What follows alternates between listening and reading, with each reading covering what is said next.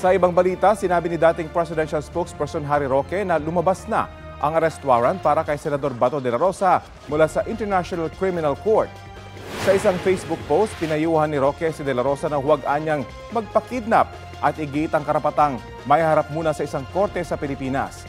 Hindi naman ipiniliwanag ni Roque kung saan niya nalaman na may arrest warrant para kay de la Rosa. Sinusubukan pang kunin ang pahayag ng Department of Justice kaugnay sa mga sinabi ni Roque. Si Ombudsman Jesus Crispin Remulla ang unang nagsabi nitong Nobyembre na may arrest warrant na para kay de la Rosa pero sinabi ni Remulla kalaunan na unofficial copy yun. Nauna nang iginit ng kampo ni de la Rosa na walang basehan ng gobyerno ng Pilipinas para isuko siya sa ICC.